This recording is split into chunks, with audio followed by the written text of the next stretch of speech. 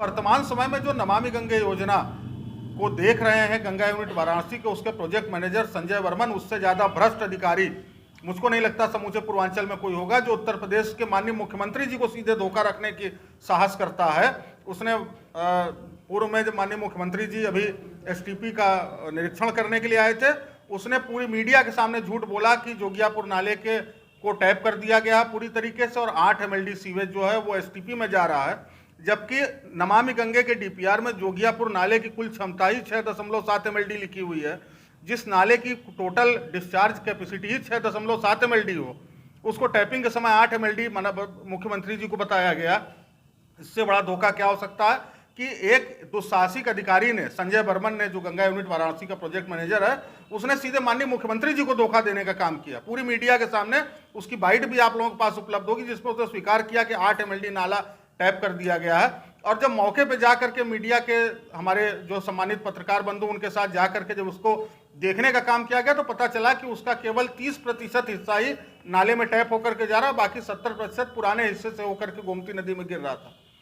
तो इस तरीके के जो दुस्साहसिक बेईमान भ्रष्टाचारी अधिकारी हैं, चाहे वो गंगा यूनिट वाराणसी के अधिकारी हों और चाहे जल निगम के अधिकारी, उच्चाधिकारी हों, मुझको नहीं समझ में आता कि किसकी सह पर, किसके प्रशय पर इस तरीके का भ्रष्टाचार करने का साहस जुटा पा रहे हैं। और स्वच्छ गोमती अभियान इस मामले को बेहद गंभीरता से उत्तर प्रदेश सरकार तक माननीय जिलाधिकारी महोदय को ज्ञापन देकर के पहुंचाने का प्रयास करेगा कि माननीय मुख्यमंत्री जी इस बेहद गंभीर विषय का संज्ञान ग्रहण करें। और केंद्र और प्रदेश सरकार की सबसे महत्वाकांक्षी परियोजना है नमामि गंगे योजना, जहां पर आम जनमानस का 700 करोड़ रुपए इन्वेस्ट होने को है, उस जगह पर इतनी लापरवाही, इतना लचर रवैया विभागों का, जिसके नाते हम लोग शुरू से कहते आ रहे थे कि इनके बेसिक कॉन्सेप्ट में गड़बड़ी है, इन्होंने भ्रष्टाचार कर रखा, हर जगह पाइपें निम्न गुणवत्ता की हैं, इनका जो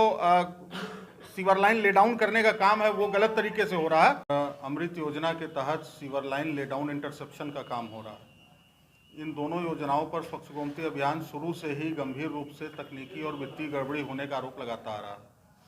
कि इन पूरी परियोजनाओं में गंभीर रूप से तकनीकी और वित्तीय खामियां, और तकनीकी खामियां इतनी गंभीर हैं जिसके कारण माननीय प्रधानमंत्री जी और माननीय मुख्यमंत्री जी की इतनी महत्वाकांक्षी जो परियोजना है, इसका जनपद जौनपुर में सफल हो पाना एकदम असंभव है। जिस समय sewer line lay down interception का काम शहर में शुरू हुआ, उसी समय स्वच्छ गोमती अभियान ने पत्रकार वार्ता में इस बात का खुलासा किया था कि जो सीवर लाइन्स डाली जा रही हैं,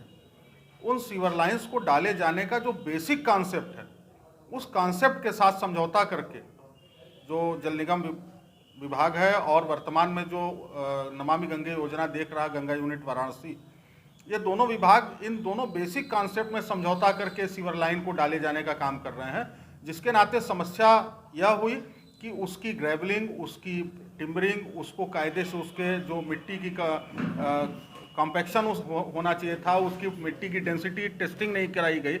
इन सारी समस्याओं के नाते दिक्कत यह हुई कि आज जब जिन क्षेत्रों में सीवर लाइन को डाले जाने के बाद सड़कों का रेस्टोरेशन का काम दिखावटी रूप से पूरा किया जा चुका है, ऐसी परिस्थिति में जिन जिन क्षेत्रों में सीवर लाइन डाली गई थी,